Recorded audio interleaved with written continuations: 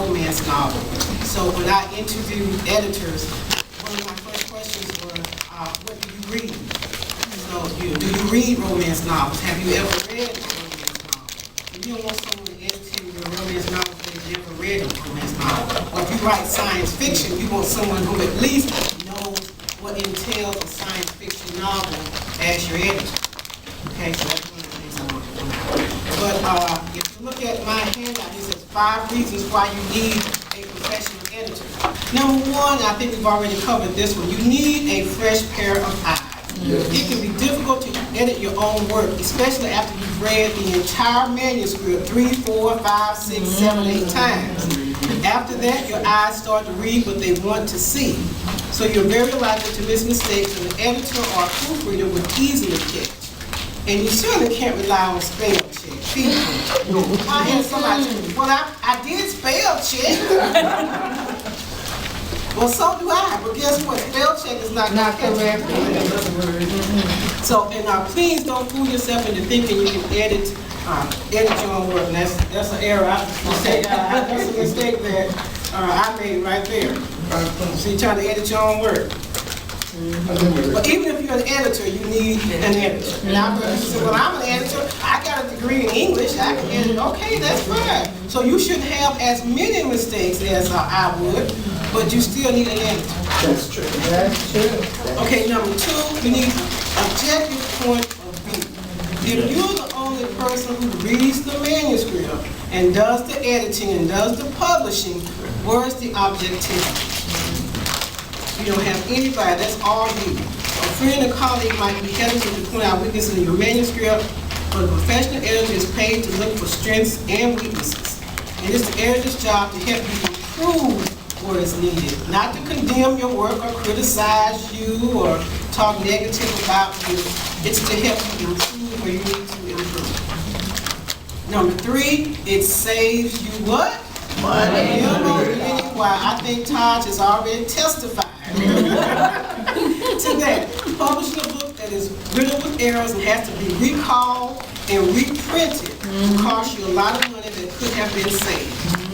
An editor and a proofreader will help you get it right the first time.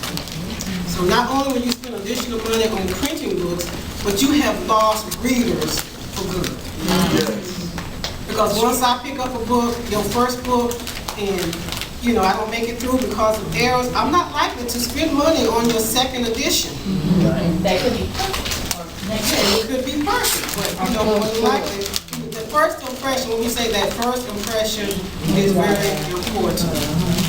And I've seen this happen many, many times, so please don't think you're an isolated case. I've seen several authors right here in TAN that have put books out, and I have told them point blank, you need to recall and try it again. Even though, like you said, you might sell 200, you might sell 1,000 first print. But guess what? You got 1,000 people talking bad about your book. That's right. Instead of 1,000 people promoting it, you got 1,000 people talking bad about it. So where you could have sold 5,000 books, you only going to sell 1,000. So think about it like that, people. Number 4, it may help you get a major publisher. If your goal is to sign with a traditional publisher, you need to have your manuscript edited before you send it to them.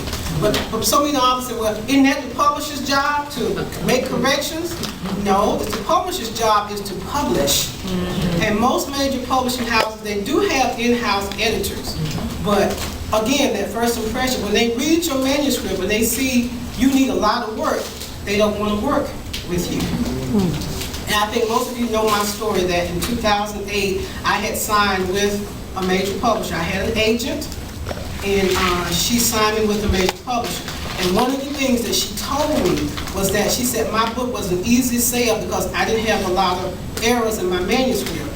And she told the publisher that they wouldn't have to do a lot of work. She said, all y'all got to do is sign this lady because her work is, not perfect, but it's near perfect. And that was because, and I didn't tell her this, but I had spent hundreds on getting my manuscript edited before I sent it to the publisher. So if your goal is to sign with a major publisher, then you definitely need to make sure your work that you send is your best copy. Okay, and number 5, it helps perfect your writing. In addition to fixing your mistakes, a professional editor will help improve your writing skills. In other words, the mistakes that you make on your first manuscript should not be made on your second and third and fourth manuscript. So, you know, the amount of money that I spent on editing for my first book compared to the amount of money I spent on my second book would be hundreds of dollars. You understand what I'm trying to say?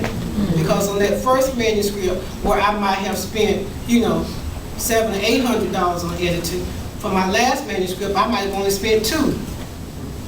Because why? I had learned so much about character development, sentence structure, plot development, timeline. I had learned so much about all of that, you know, by the time I got to my last edited book, I didn't have to pay a lot of money for editing.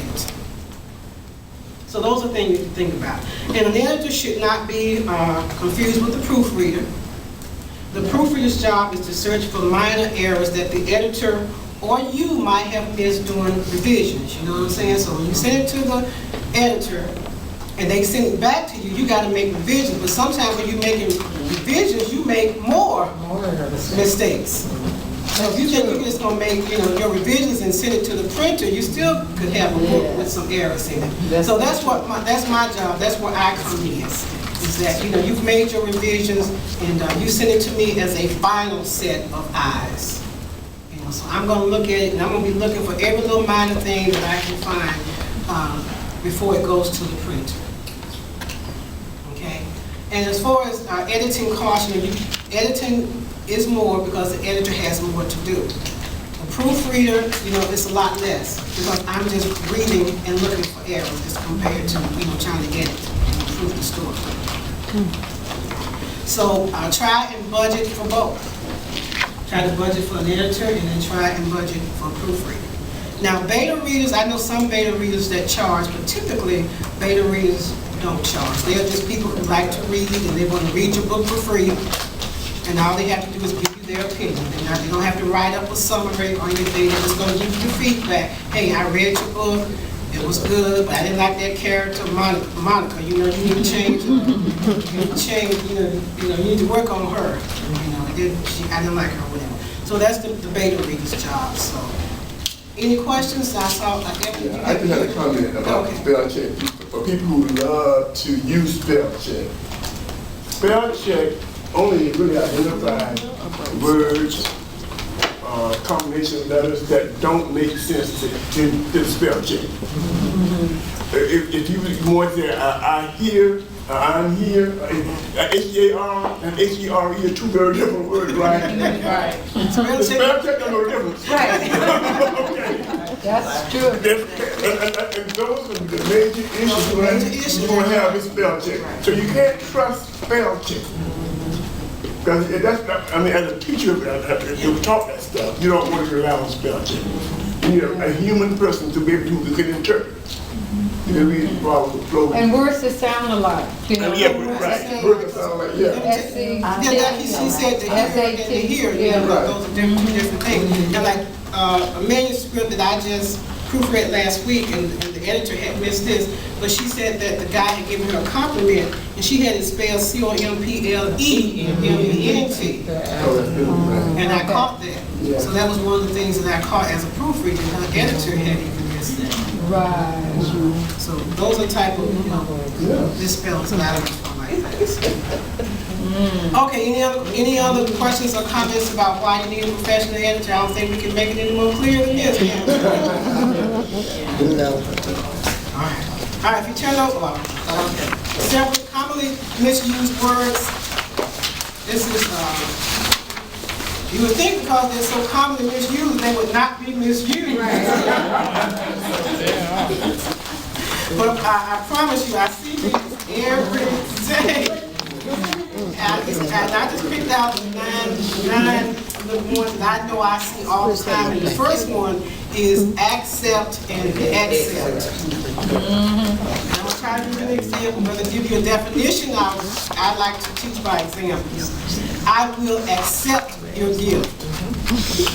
Okay. Everyone is going to the party except Alfred. Thank you. You see the difference there? Number 2 is buy and buy. Okay, I want to buy your coat. That's B-U-I. I went to buy your house. And mine just reminded me there's another one, B-Y-E, as in goodbye. Yeah. B-Y-E. Just add that one. Yeah, buy, and buy. Oh, and here's one that's really, really irks me. Number 3, copyright and copyright. Copyright, W-R-I-T-E, is not even a word. Correct. If you find it in the dictionary, show it to me. So as a copyright, so copyright, R-I-G-H-T, means is the right you have to your written work. That's your copyright once you create Have you it. seen those in books? No, but I've seen people write it, you know, on Facebook. Number 4, its and its.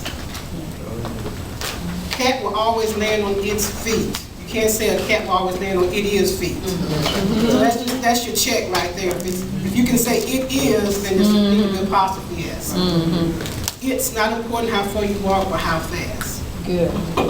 Number 5, this is one that Miss Felicia bothers her most of the time, sale and sale. And S-A-I-L also. S-A-I-L. Oh, okay. I forgot about that one. S-A-I-L. I know, I see the, I hope I use this correctly. I have over 20 books for sale. I hope to sell all of them. when I'm in Bainbridge, I'll be at the dollar store and they'll have the big old flyer thing outside and they'll have handwritten for sell. On sell.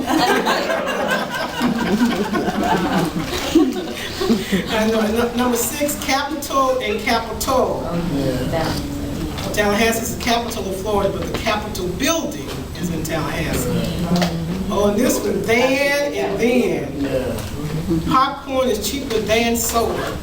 We went for a walk, then we went for a drive. But this one here, there, and there. If somebody would just pay me. Thank you. How many errors to pick up? Okay, there is more milk in the refrigerator. T-H-E-I-R, their house is on fire. And they are walking to the corner. That's apostle, they are. That's short for they are. All the time. You know they sell mugs on Amazon that has these? No, I haven't seen that. Yes. It literally will spell out, it'll have the words listed, then it'll literally say, this is what, exactly like Tells you what I said. Okay, I'll check this out. What about? Number 9, That's mine. yours That's and mine. yours. That's yours. Bring all of your folders with you. Your wallet is on the counter. I see that so much that I don't think people care that it's wrong. I see it all the time. You are walking back to the store and you are welcome. Now people, I see you right on, you are welcome every day. Especially on church programs. Not church programs. I'm just kidding, suspect. God give grace. Of course, everybody's have to have their base with editing. And when you get that first draft back from the editor, how do you feel like that's your blood on the paper? Yeah. Oh, no. Yeah. And I had the same experience, so it's why I put here in red, what it looks like to me. She's made perfectly valid comments about my work, but what I see is wrong. You're a terrible writer. What is this? Can't you write a simple sentence? How'd you get out of first grade? And that's the emotional part of editing, which is why some people either skip editing or skimp on it. They don't want their work, which they see is perfect. This is my blood, sweat, and tears on this page. Nothing better has ever been written. And if I give it to somebody and they find one mistake, I'll just be destroyed. Yeah. So we have to detach ourselves from our manuscript once we send it off to the editor. But we have good editing stories, and sometimes we have some horror stories that could be their own book. Right. So at this point, I want to solicit stories, editing stories, whether you've had a good experience with an editor or very bad one. Anybody? My genre is Christian fiction, and when I first started, I didn't know anybody, so I chose an editor just out of the blue because I saw editor behind her name. Was She it not online? Christian. It was online? Did you find the editor? I found it on it was a writers association, and I just went on. She was not a Christian, and in fact, I just sent it to her to read, and I didn't think to ask her anything about herself. And one of the characters in my story, something happened to them, and they replied to themselves, I'll pray for you or something, instead of using an expletive, sorry. She wrote back to me and told me, this is unbelievable, no one would ever say that. So, in my mind, I did use her because I was already paying for her. But in my mind, people do say that. Right. So I learned from that it is important what kind of, what they read and what kind of. Right, that's true. Right, That's so going in for surgery, and you never met the surgeon. Right. Right. And you just lay on the table and say, cut me open. I mean, but you don't know who this person is. Right. You don't know how you will come out of this. So it's good to know who you're sending your work to, because that's your work and you worked hard on it. You don't want anybody just cutting it up based on their subjective feelings. It's supposed to be objective. So, anyone else? Well, as I said before, I had Felicia edit my book, and for the 2 weeks that she had my child,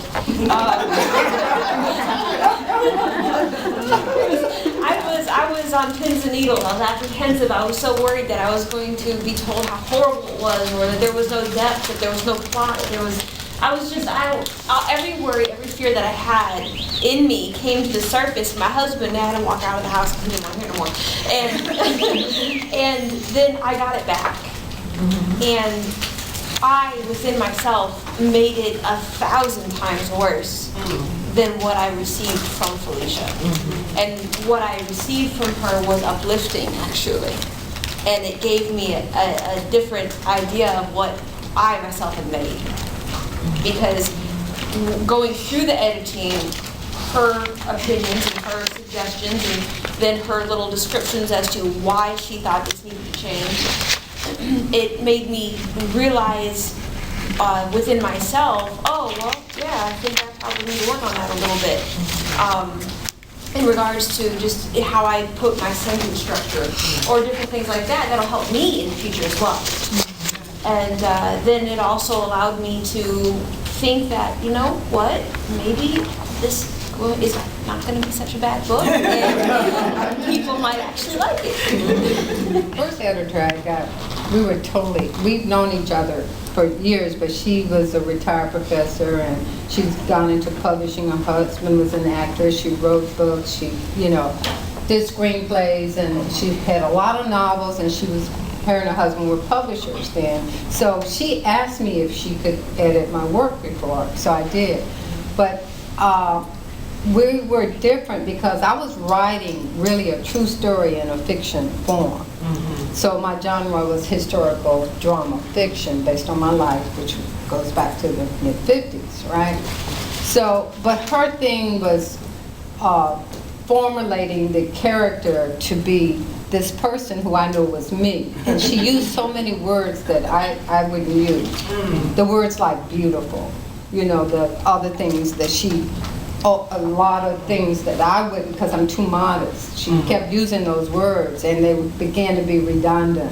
So I didn't follow all her suggestions, but what I did learn from her a lot was that you have to bring your character to true form, and that means you need more dialogue in the writing. You can't just write about it. You gotta hear. You gotta hear that person and feel that person. So I learned that from her, and you learn something from them. I didn't follow every rule, but I did like Barbara did. When she told me about this and saying about the dialogue, I ended up writing maybe 20,000 more words, to the book, which led it to 2-part book, instead of one book. Yeah, okay. My first manuscript, a lot of people think they don't gonna send the work to the editor, because the editor's gonna cut. But actually what happened with me, like my manuscript was 200 pages originally. But after I got back from the editor and I followed all her advice, I ended up like 300 pages. Yeah, that's what I was about to say. Yeah, because she was like, well, you need to develop this more, this scene, you need to add more to this That's scene, what it you was. need to add more to this character, I want to see some background on this character here. So, you know, I ended up with an extra additional 100 pages after going through the editing process, and I was so worried about her chopping me down to 100 pages. Don't think you can just get your work back from the editor and it's ready to go to be published. Yeah. You got some work to do. Yeah. When you get it back, and I've seen people, I actually asked somebody and he said, well, I made that mistake. I really did, Barb. He said, when I got it back from my editor, I thought it was ready. I didn't think I had to do anything. I didn't know I was supposed to do anything after it came back from the editor. I just published it, sent it to the printer. So when it comes back from the editor, that your work has just started. That's what really work. Especially when you see all those little notes. Yeah, that's the real work that comes back from the editor. And whether or not you get it edited the second time is going to depend on how much you have to rewrite. Right. You know, if you add 100 pages, you need to go back to the editor. That's right. But if you're just making a few changes and you maybe add 1 or 2 pages, then you may be ready for the proofreading. Right. stage. I think I'm losing a page. And So- who does the proofreading? I'm a proofreader. Okay, so it's. She's an editor. I'm a The editor does proofreader. that, or that's a different person you have to? There's just two different things. There's two different people. Okay. Two different prices. Because earlier you said when I sent my book to you to edit, you meant when I paid you to edit. Yes, okay. There's But two you said different some things. editors have proofreading, or no, just two different? Right, the companies? editor, what I do is I edit it the first time, make all the suggestions, some changes and things like that, and I send it back to you. You make those changes, you send it back to me, that's a second pass edit. Right. But once that's all done, you send it to the proofreader to make sure that all that editing works. You know, the story is still pristine, there's just a few little things there, maybe you got to put a comma here somewhere, or one word still misspelled, that's what a proofreader does. Okay. But the editor, that's why it's good to have a really good relationship with your editor. It's a good give and take relationship. If you find yourself disagreeing with their style or the comments they're making, then maybe that's not the right person for you. Or if you feel you have to explain something to the editor, then you haven't done your job. You don't argue with the editor. You know, you have dialogue. But if you find that, you know, okay, well, this person doesn't understand me, then you should probably find another editor. So it's almost futile to kind of argue with them because, you know, that's clear to anybody, but if the editor's asking you about it, then it's not clear. So that's the kind of thing that kind of point out to you. And the other thing too, I was editing some work from a person, and the spouse edited the break also. And I told the person, the writer, the spouse is not necessarily the best person because you're from the same location, you speak the same language, you know each other so well. Even when you leave out words, you already know what you mean. And he'll put it in there. And it won't be there for your readers, the other readers. So That's true. all that stuff is so crucial when you try to present stuff that you want people to read and understand the first time. Yeah, the thing I wanted to add is that you as the author make the final decision about the edits. The editing is just suggestions about how you make it look better. But you know your character better than anybody else. If the author, if the editor says, this should be changed, and you feel that, no, this should not be changed, it's your decision to leave it. So it's just a suggestion. So it's hard not to be offended if somebody's saying this, you know, your work needs to be changed in this manner, but I edited this one person's story, and I commented to him that all your characters sound the same. They are different people, but they all talk the same way. And this person got offended, and I never heard from him again. It's fine, but because if you remove the names from their speech, you wouldn't know who was talking. So that's one of my things about dialogue, that if you can remove the who's speaking, you should know who's talking based on, you know, how they talk or what they talk about. Yeah, word choices. So that's just a little something I'm throwing out. But anyway, I just want to say thank you all again for coming out today. I hope that you have enjoyed as well as learned something from our topic on basic editing skills. And if you have a chance, check out our book, ABC Basic Editing Tips. It's on Amazon. You can download it for only $2.99. Our next meeting is March 26th, and I hope to see you all there. We don't have a topic yet, but check out the TAN page for more details. Thanks again for coming out. Give yourselves a